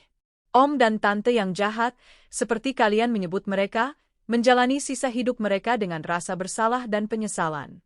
Mereka tidak pernah bahagia karena uang yang mereka cari tidak membawa kedamaian. Mereka belajar terlalu terlambat bahwa ada hal-hal yang lebih penting dari kekayaan, cinta, keluarga, martabat. Tapi saat itu sudah terlambat. Mereka telah kehilangan semua yang penting." "Dan apa pelajarannya, Nek?" tanya seorang cicit. Aisyah menarik napas dalam dan menjawab, "Pelajarannya adalah kalian harus selalu memperlakukan orang tua kalian dengan cinta dan hormat, bahwa kalian tidak boleh membiarkan keserakahan menghancurkan hal paling sakral yang kalian miliki, bahwa kalian harus seperti Tante Kartini yang berhenti ketika orang lain akan terus berlalu, bahwa kalian harus memilih cinta di atas uang, kebaikan di atas kekejaman, keadilan di atas kemudahan. Itulah pelajaran yang orang tua saya dan Tante Kartini ajarkan kepada saya dan yang saya ajarkan kepada kalian." Kebun itu tetap menjadi jantung keluarga selama beberapa generasi. Rizky mewarisinya dan merawatnya dengan cinta yang sama seperti ibunya. Ketika ia menua, ia menyerahkannya kepada anak sulungnya yang juga menghargai dan melindunginya. Setiap generasi mempelajari cerita itu, mengenal pengorbanan, memahami warisan itu. Rumah itu dipertahankan hampir sama seperti yang diimpikan Bu Aminah dan Pak Hasan, dengan beberapa perbaikan modern tentu saja. Tapi mempertahankan esensinya. Taman peringatan, tempat ditanam bunga-bunga favorit kakek nenek, dijaga dengan sempurna. Setiap musim kemarau ia mekar dalam ledakan warna yang seolah merayakan kehidupan. Dompet kulit tua yang dijaga Pak Hasan dengan sangat hati-hati disimpan dalam lemari kaca di ruang utama bersama dengan amplop kekuningan yang dulunya berisi sertifikat tanah kebun, bukan karena nilai materialnya, tapi karena apa yang diwakilinya. Itu adalah simbol keadilan, cinta sejati dan pentingnya melindungi apa yang benar. Para pengunjung yang datang ke rumah selalu bertanya tentang benda-benda itu. Dan kemudian dimulailah lagi kisah bagaimana sebuah keluarga yang hancur membangun kembali dirinya lebih kuat dari sebelumnya. 50 tahun telah berlalu sejak hari itu di jalan dan cerita itu telah menjadi legenda di kampung. Orang-orang berbicara tentang Bu Aminah dan Pak Hasan sebagai contoh martabat, tentang Aisyah sebagai teladan cinta anak kepada orang tua, tentang Kartini sebagai bukti bahwa kebaikan itu ada. Dan tentang Bambang, Agus dan Dewi sebagai peringatan tentang apa yang terjadi ketika keserakahan menghancurkan jiwa. Beberapa orang mengatakan bahwa sesekali di malam bulan purnama bisa terlihat 3 sosok duduk di teras rumah tua itu, 2 orang tua bergandengan tangan dan seorang wanita berambut putih yang menemani mereka. Para skeptis menganggapnya sebagai imajinasi atau bayangan pohon. Tapi mereka yang percaya pada sesuatu yang lebih tahu bahwa itu adalah Bu Aminah, Pak Hasan dan Kartini, yang terus menjaga keluarga yang telah mereka bentuk. Terus mengawasi kebun yang telah menjadi saksi begitu banyak rasa sakit dan begitu banyak kebahagiaan.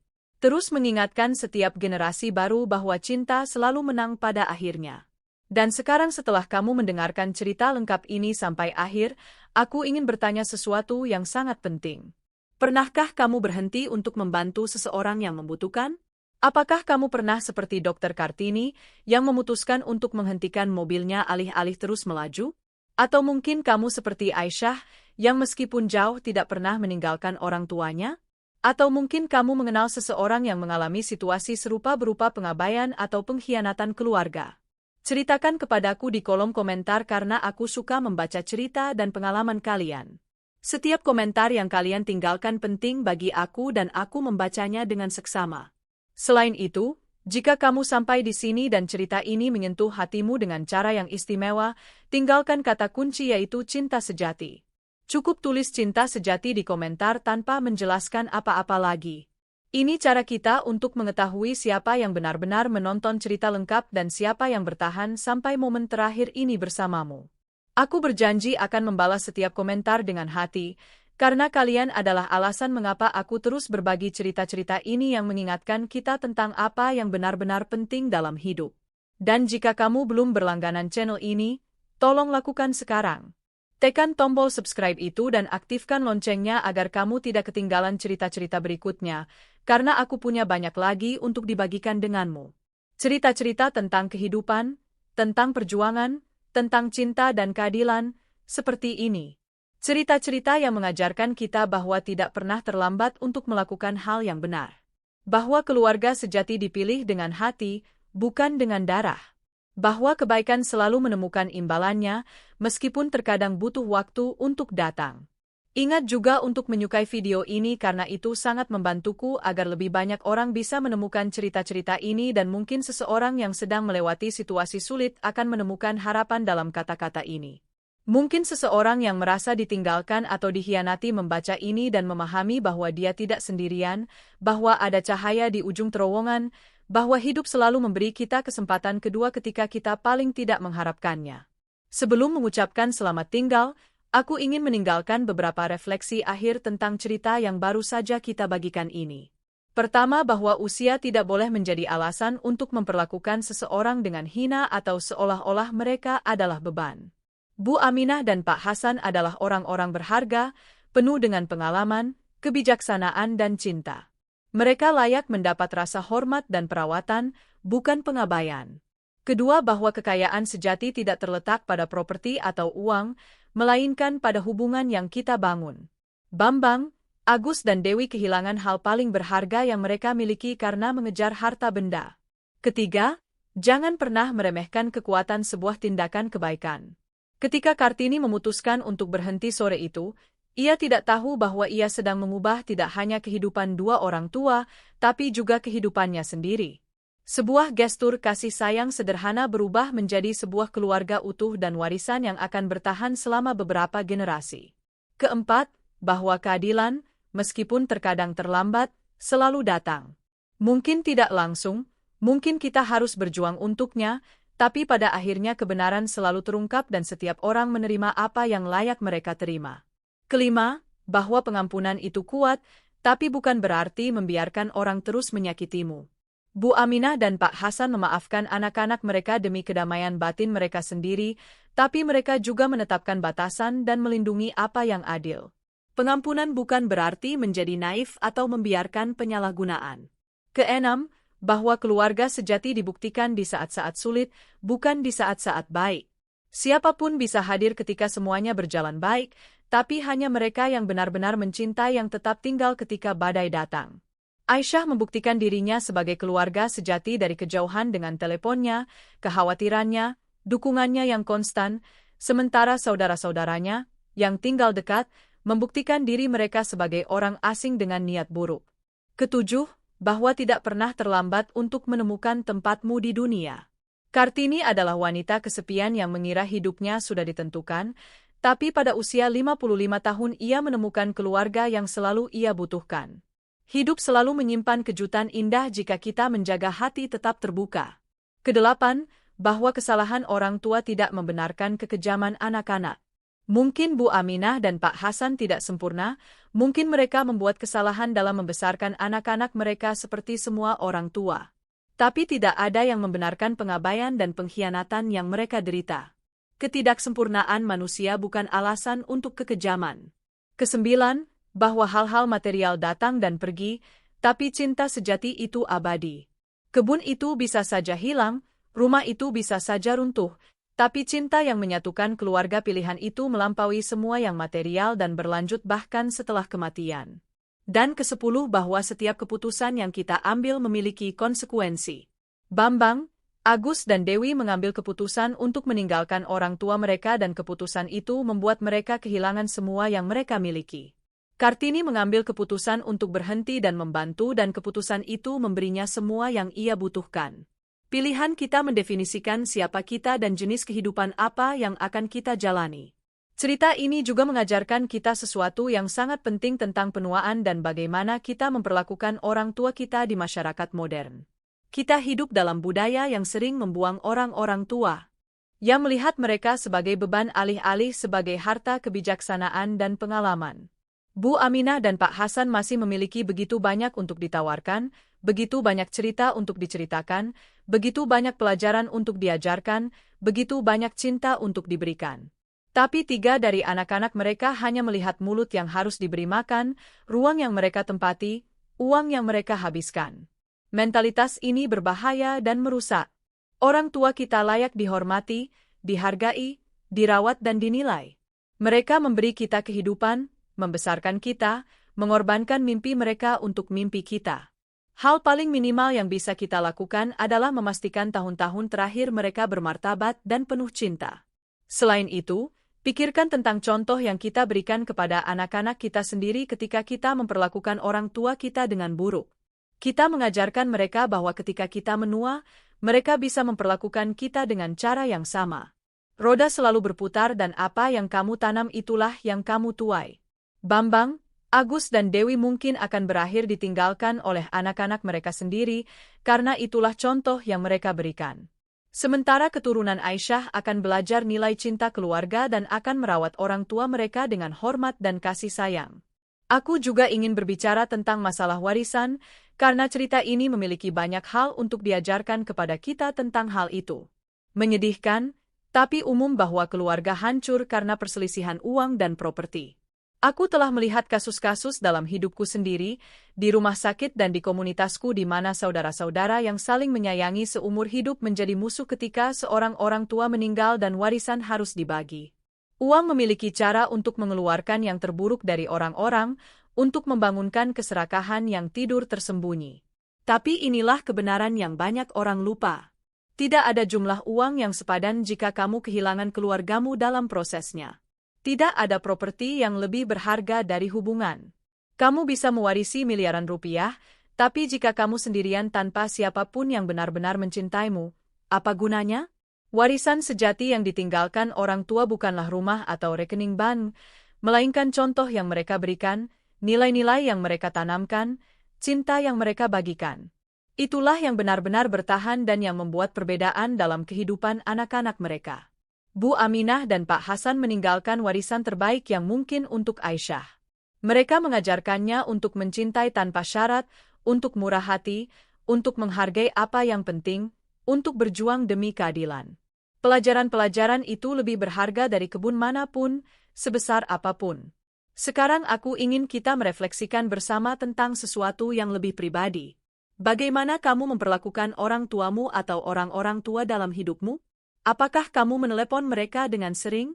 Apakah kamu mengunjungi mereka? Apakah kamu menunjukkan cinta dan rasa terima kasihmu? Atau apakah kamu terlalu sibuk dengan hidupmu sendiri sehingga menempatkan mereka di urutan kedua? Jangan menunggu sampai terlambat untuk menghargai mereka yang telah memberikan segalanya kepadamu. Waktu berlalu lebih cepat dari yang kita kira dan suatu hari kamu akan menyadari bahwa mereka sudah tidak ada dan kemudian akan datang penyesalan, rasa sakit dari semua yang tidak kamu katakan, dari semua yang tidak kamu lakukan. Jangan biarkan itu terjadi padamu. Jika orang tuamu masih hidup dan sehat, syukuri berkah itu dan tunjukkan cintamu setiap hari.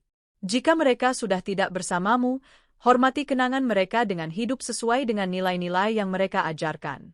Dan jika hubunganmu dengan mereka rumit karena alasan apapun, carilah cara untuk menyembuhkan luka-luka itu, karena dendam hanya akan meracunimu sendiri. Pengampunan membebaskan dan cinta menyembuhkan. Dan untuk kalian yang mungkin lebih mengidentifikasi diri dengan Kartini, yang sendirian, yang merasa hidup telah melewati kalian, yang berpikir sudah terlambat untuk menemukan cinta atau keluarga atau tujuan, aku ingin mengatakan ini dengan sepenuh hatiku. Tidak pernah terlambat. Kartini berusia 55 tahun ketika hidupnya berubah sepenuhnya. Ia bisa saja terus melaju hari itu di jalan. Ia bisa saja berpikir bahwa membantu dua orang asing terlalu merepotkan. Tapi ia memutuskan untuk berhenti dan keputusan itu memberinya keluarga terindah yang bisa ia bayangkan. Momenmu bisa datang besok atau bulan depan atau tahun depan. Jaga hatimu tetap terbuka. Jaga kesediaanmu untuk membantu. Jaga imanmu bahwa hal-hal baik masih bisa terjadi. Karena hidup memiliki cara yang luar biasa untuk mengejutkan kita ketika kita paling tidak mengharapkannya. Terkadang takdir menempatkan kita di tempat yang tepat, di waktu yang tepat dan satu-satunya yang harus kita lakukan adalah memiliki keberanian untuk mengatakannya, keberanian untuk berhenti, keberanian untuk mengulurkan tangan. Cerita ini juga mengingatkan kita tentang pentingnya rasa syukur. Bu Aminah dan Pak Hasan tidak pernah berhenti berterima kasih atas apa yang Kartini lakukan untuk mereka. Rasa terima kasih mereka tulus, konstan dan mendalam di dunia di mana kita sering menganggap remeh segalanya, di mana kita mengharapkan orang lain melakukan sesuatu untuk kita tanpa menghargainya. Sikap mereka menyegarkan dan indah. Rasa syukur adalah salah satu emosi paling kuat yang ada. Ia mengubah hubungan, menyembuhkan luka dan melipat gandakan kegembiraan. Ketika kamu bersyukur, kamu mengakui nilai dari apa yang telah kamu terima dan menghormati orang yang memberikannya. Selain itu, rasa syukur membuatmu lebih bahagia karena memfokuskanmu pada apa yang kamu miliki alih-alih apa yang kurang. Praktikkan rasa syukur setiap hari. Bersyukurlah untuk hal-hal kecil, matahari yang terbit setiap pagi, makanan di mejamu, atap di atas kepalamu, orang-orang yang mencintaimu. Ketika kamu menumbuhkan hati yang bersyukur, kamu menarik lebih banyak berkah ke dalam hidupmu. Aku juga ingin menyoroti peran penting yang dimainkan persahabatan antar wanita dalam cerita ini. Hubungan antara Kartini dan Aisyah sangat fundamental untuk penyembuhan dan kebahagiaan keduanya. Mereka menjadi saudari bukan karena darah, tapi karena hati. Mereka saling mendukung di saat-saat sulit. Mereka merayakan kemenangan bersama. Mereka berbagi hidup. Wanita membutuhkan koneksi mendalam itu dengan wanita lain. Kita membutuhkan persahabatan di mana kita bisa menjadi rentan, di mana kita saling memahami tanpa kata-kata, di mana kita saling menopang ketika dunia goyah. Jika kamu memiliki teman-teman seperti itu, rawatlah mereka seperti harta yang mereka miliki. Dan jika kamu belum memilikinya, jaga hatimu tetap terbuka, karena mereka akan datang di saat yang tepat. Persaudaraan antar wanita adalah kekuatan yang dahsyat yang bisa mengubah hidup. Akhirnya aku ingin berbicara tentang warisan. Kita semua akan mati suatu hari nanti. Itu adalah kebenaran yang tak terelakkan. Tapi apa yang bisa kita kendalikan adalah apa yang kita tinggalkan. Apa yang akan diingat orang tentang kita? Dampak apa yang kita miliki dalam kehidupan orang lain? Bambang, Agus dan Dewi akan meninggalkan warisan berupa rasa malu, keserakahan dan pengkhianatan. Keturunan mereka akan mengetahui cerita bagaimana mereka meninggalkan orang tua mereka dan akan menanggung noda itu. Bu Aminah, Pak Hasan, Kartini dan Aisyah, sebaliknya, meninggalkan warisan cinta, kebaikan, keadilan dan martabat. Keturunan mereka menceritakan kisah mereka dengan bangga dan berusaha hidup sesuai dengan nilai-nilai itu. Warisan apa yang sedang kamu bangun dengan hidupmu? Apa yang akan dikatakan orang tentangmu ketika kamu sudah tidak ada? Apakah mereka akan mengingatmu karena berapa banyak uang yang kamu miliki atau karena berapa banyak cinta yang kamu berikan, karena kesuksesan profesionalmu atau karena kebaikanmu kepada orang lain? Ini adalah pertanyaan-pertanyaan penting yang harus kita semua tanyakan pada diri sendiri karena jawabannya menentukan bagaimana kita menjalani setiap hari. Bangunlah warisan yang bisa kamu banggakan. Hiduplah sedemikian rupa sehingga ketika hari terakhirmu tiba kamu bisa melihat ke belakang tanpa penyesalan, mengetahui bahwa kamu telah mencintai dengan baik, bahwa kamu membantu ketika kamu bisa, bahwa kamu membuat dunia menjadi tempat yang sedikit lebih baik. Jadi, sahabatku yang telah menemaniku sampai akhir cerita panjang ini, aku mengundangmu untuk merefleksikan semua yang telah kita bagikan di sini. Pikirkan tentang keputusan yang sedang kamu ambil dalam hidupmu, tentang bagaimana kamu memperlakukan orang-orang yang kamu cintai, tentang jenis warisan apa yang sedang kamu bangun. Dan jika ada sesuatu yang perlu kamu ubah, jangan menunggu. Lakukan sekarang. Telepon orang tuamu jika mereka masih ada. Peluk anak-anakmu. Maafkan siapa yang perlu kamu maafkan. Bantu siapa yang bisa kamu bantu. Cintailah dengan sepenuh hatimu, tanpa takut, tanpa cadangan, karena hidup terlalu singkat untuk disia-siakan pada hal-hal yang tidak penting dan pada akhirnya hanya cinta yang kita berikan dan terima yang akan tersisa. Hanya itu yang benar-benar berarti. Ingatlah selalu bahwa kamu berharga, bukan karena apa yang kamu miliki, tapi karena siapa dirimu. Bahwa kamu layak mendapat cinta, rasa hormat dan martabat tanpa memandang usiamu. Bahwa tidak pernah terlambat untuk memulai lagi, bahwa kebaikan selalu menemukan imbalannya, bahwa keadilan meski terlambat selalu datang, dan bahwa cinta sejati, cinta yang tidak meminta imbalan, cinta yang memberi tanpa mengharapkan menerima, cinta itu adalah kekuatan paling dahsyat di alam semesta. Sekarang aku benar-benar mengucapkan selamat tinggal kepadamu, tapi sebelumnya aku ingin berterima kasih dari hati karena telah berada di sini bersamaku sepanjang cerita ini. Aku tahu ceritanya panjang, tapi setiap kata memiliki tujuan, setiap momen memiliki pelajaran.